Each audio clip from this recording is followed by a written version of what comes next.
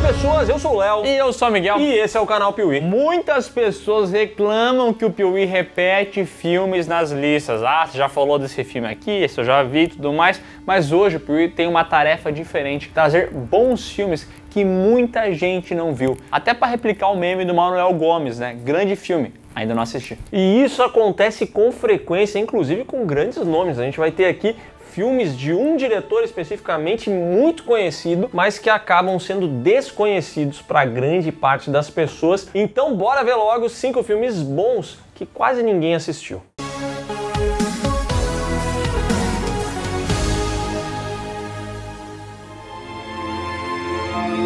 O James Gunn é muito associado ao universo de heróis. Antes dos heróis, ele era lembrado por ter feito o roteiro dos filmes de Scooby-Doo. Mas a verdade é que ele só foi ficar conhecido realmente em 2014, quando ele lançou Guardiões da Galáxia. E de lá pra cá ele lançou a trilogia Guardiões, fez o Esquadrão Suicida, fez a série Pacificador e agora ele é o grande cabeça, o cabeça branca do DCU. Cabeça branca é um cidadão de bem. Inclusive dirigiu o novo filme do Superman e na época que foi lançado esse filme começaram os debates. Esse é o filme mais fraco de James Gunn? Porque comparado com Guardiões da Galáxia, porque comparado com não sei o quê, e as pessoas simplesmente ignoram que antes de Guardiões da Galáxia, o James Gunn também dirigiu outros filmes. E ele fez um filme de terror.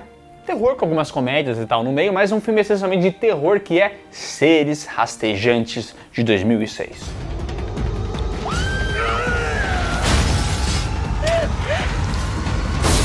E nesse filme a gente vai conhecer o personagem interpretado ali pelo Michael Hooker, que é um grande parceiro do James Gunn, que aqui interpreta um cidadão que acaba sendo infectado por uma gosma que aparentemente veio de outro planeta e que começa a infectar outras pessoas e controlar a mente delas. Que nojo. O filme tem uma pegada meio trash, não se leva muito a sério e já demonstra muito a característica que o James Gunn tem de fazer humor, mesmo com muita violência acontecendo, coisas nojentas e tudo mais. Vem essas piadas muito pontuais e que funcionam muito bem. Tô cagado de fome. Esse filme também tem alguns elementos de horror corporal que são bem legais, já que as transformações da galera são bastante criativas e provavelmente vão te render ou um momento que você vai ficar impressionado, ou então pelo menos uma risadinha. O único problema desse filme atualmente é que ele não envelheceu tão bem no que diz respeito a efeitos digitais. O CGI desse filme, que é de 2006, e na época já não era um grande destaque, afinal de contas não é um filme de altíssimo orçamento, hoje em dia ele vai te entregar alguns momentos que acabam sendo meio toscos, entendeu? Mas definitivamente é um filme que vale a pena ser assistido, até pra você saber que o James Gunn não nasceu em 2014. Ele trabalhou antes disso. Eu sou trabalhador, sou Zé Povinho. Deve ser muito foda você ser filho de um cara muito famoso, porque você fica conhecido pra sempre como o filho daquele cara. Ah, sei lá, o filho do Romário. É tipo o Scott Eastwood, que é o filho do Clint Eastwood, é o filho do Denzel Washington. E aqui a gente vai falar sobre o filho de David Bowie, Duncan Jones, que até tentou não usar o sobrenome do pai, né? Mas mesmo assim é associado a isso. Vai. E foi justamente Duncan Jones que pisou num terreno conhecido do cinema, que é o seguinte: pessoas presas no espaço. A gente já viu um monte de filme assim e eles estão sempre se renovando, Sabe o que eu entendeu? acho engraçado? Eu tava comentando com o Léo esse tempo num vídeo que a gente fez que falava sobre teorias da conspiração e como o cinema vive de fases, né? Então teve a fase da teoria da conspiração, então teve Código da Vinci, Presságio, 2012 e Número 23. E também teve a época dos filmes de espaço, porque vinha Gravidade, Interestelar, Perdido em Marte, Ad Astra e vários outros. Tudo isso? E nesse bolo todo está Lunar, filme protagonizado pelo Sam Rockwell, que tá numa missão na Lua. Ele já tá há 2, 3 anos lá na Lua e tudo mais. Tá começando a ficar meio dodói da cabeça. Começando a ficar meio dodói da cabeça, mas felizmente chegou ao fim, tá na hora dele ir embora, entendeu? E é quando começa a se aproximar dessa partida que ele acaba se deparando com um clone seu.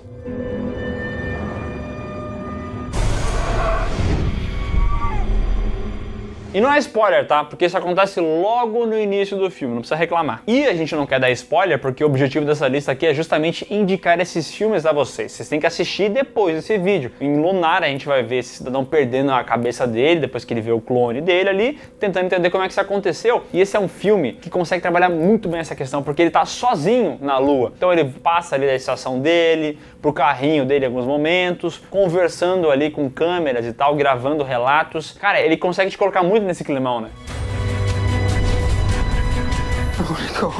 I know.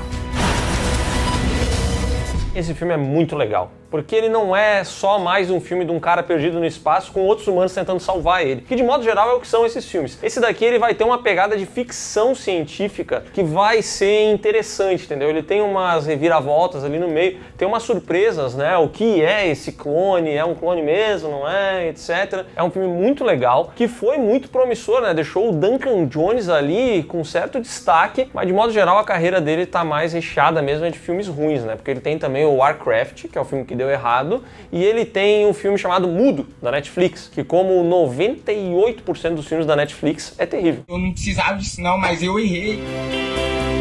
Nem sempre um longa-metragem precisa de um casting gigantesco para dar certo. Não tem que ter vários atores em situações, eles estão conversando, dialogando e tudo mais. Às vezes um ator só, sozinho, com uma bola, numa ilha, pode te fazer se emocionar. Wilson! E um caso semelhante aconteceu no filme Loki, que conta a história de origem do irmão do Thor no MCU. Como é que é? É mentira! Esse filme aqui conta a história de um personagem interpretado pelo Tom Hardy que passa literalmente o filme todo no carro falando no celular. Isso porque ele recebe uma ligação que aparentemente vai acabar com a sua vida e ele vai começar a ter que fazer algumas escolhas, entendeu? Esse malandro, basicamente, ele engravidou uma pessoa fora do casamento, essa pessoa tá pra ter um filho, aí a mulher dele tá esperando ele pra fazer alguma coisa, ao mesmo tempo ele tem um negócio com a empresa dele, ele tem uma tarefa importantíssima envolvendo a empresa e é chegado o momento em que ele vai ter que tomar decisões do que ele vai fazer da vida dele. We are facing $100 million worth of losses. Listen, I will take care of it. I'm trying to do the right thing. E vou dizer, Steven Knight aí tinha uma tarefa dificílima porque é um cara num carro por 85 minutos atendendo ligações. Então ele vai ter que trabalhar muitos close-ups no Tom Hardy para pegar a expressão facial do que ele tá sentindo, pegar e ser inventivo em mostrar ângulos diferentes do carro, do celular e tal. Cara, é um trabalho difícil, amigo. E o Tom Hardy, que atualmente é lembrado por grandes projetos muito populares. Por grandes merdas que ele faz, né? Ele faz muito filme ruim, ele tá em Venom, ele fez o filme do Capone recentemente, mas ele também esteve em filmes aí como A Origem, teve no Cavaleiro das Trevas Ressurge. What matters is our plan. It doesn't matter who we are. What matters is our plan. Ele é lembrado por esses grandes filmes, e aqui a gente tem um filme muito menos popular dele e que é melhor do que boa parte dos filmes que o Tom Hardy já atuou. Esse filme é bem legal, ele é super curtinho, são 85 minutos e ele não vai te deixar entediado, porque você vai começar a ouvir essas conversas, você vai começar a julgar o personagem pelas coisas que ele fez, pelas decisões que ele está tomando, pelas escolhas que ele vem fazendo. Mas cuidado, tá? Enquanto você aponta o dedo pra uma pessoa, fique sabendo que, olha só, 3 dedos estão apontados pra você. Tem que respeitar. É um baita filme pra você assistir com mais gente junto, entendeu? Porque como ele faz algumas escolhas questionáveis, como chega uma hora que você percebe que não tem como ele sair dessa se dando bem com todas as partes, ele vai ter que fazer essas escolhas. E aí você vai ter um debate com a mesa, entendeu? Você vai poder discutir com as pessoas, quando vê, até arranjar uma briga com o seu cônjuge. Porque aí você vai tomar uma decisão, ele tomaria outra. Você vai falar assim, pô, eu entendo esse cara. Aí você vai falar assim, o quê? Você entende o cara que traiu a esposa? O quê? Você tá me traindo também? Você também tem outra família? E aí virou um problema na sua vida, entendeu? Ótimo filme. Já avisei que vai dar merda isso. E agora vamos falar sobre um filme que, assim, eu vou dizer até que é um pequeno roubo na lista, porque ele é um filme bem recente e por mais que ele não tenha chegado ao grande público, eu acho que as pessoas souberam dele, mas injustamente assistiram muito menos do que deveriam. Estamos falando de A Primeira Profecia. O filme que é a quinta entrada na franquia A Profecia. Que até então havia apenas um filme bom. Que só tem um filme bom, e ele é da década de 70. Depois disso ele teve 3 continuações, são horríveis os filmes. É uma saga que estava morta, que eu lembro que a gente fez aqui no canal Piuí, e o editor inclusive pode buscar a gente falando no final da saga o quanto Esse aqui é o 6º, porque tem um remake também. Cara, é o 6º filme e a gente chegou no final dessa saga e eu lembro que o nosso posicionamento era claro. E vou dizer uma coisa, tá? A Profecia, infelizmente, é uma dessas sagas que tem apenas um filme bom. Isso é triste, né? Que tristeza. E aí veio A Primeira Profecia e calou a nossa boca, que delícia!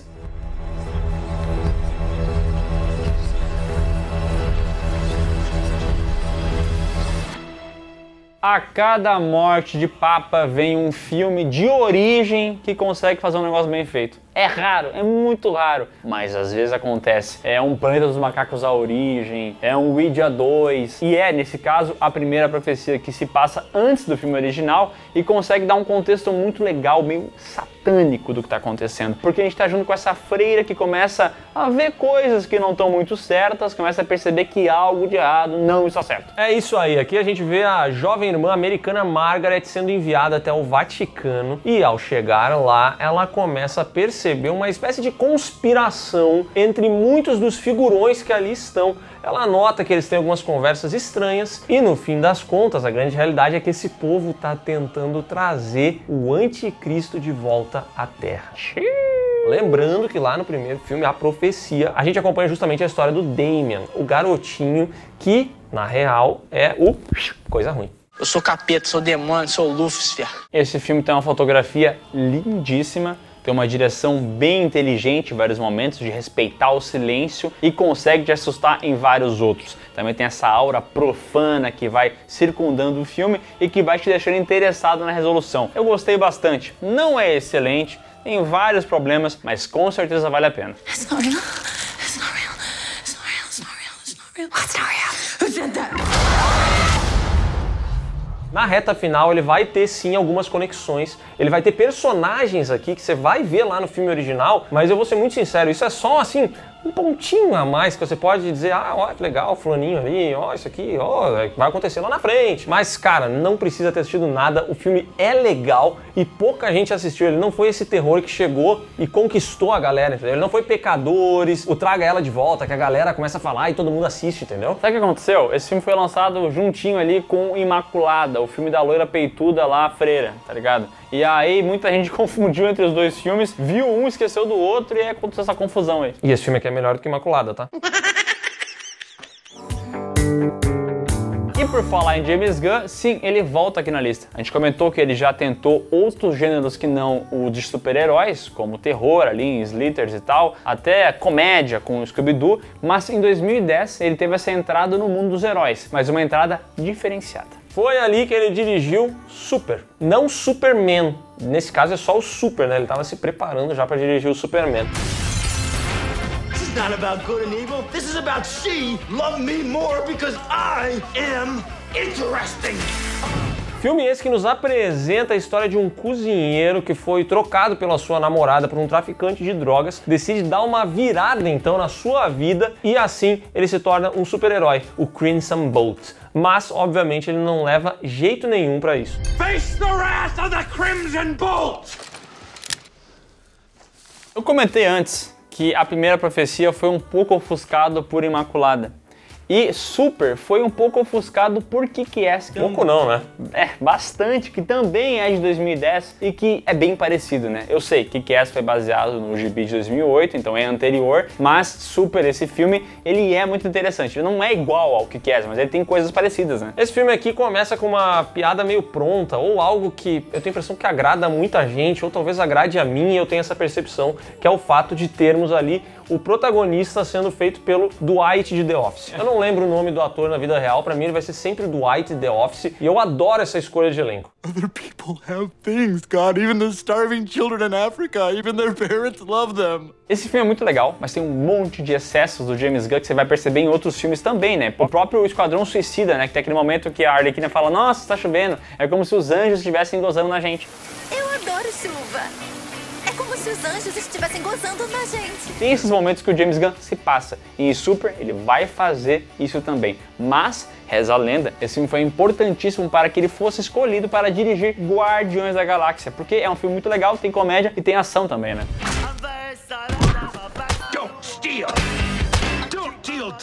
É um filme violento, principalmente se a gente for comparar com o que o James Gunn veio a fazer depois com esses filmes de herói, e é um filme muito sarcástico. É legal, vale a pena ser conhecido, é impossível você assistir sem comparar com o Kick-Ass, não tem como, e o Kick-Ass é um filme mais redondo, mas esse daqui também vale a pena se assistir, vai lá, conhece, pra descobrir o que esse cara fez antes, entendeu? Kick-Ass é mais redondo, só que esse aqui é mais charmoso.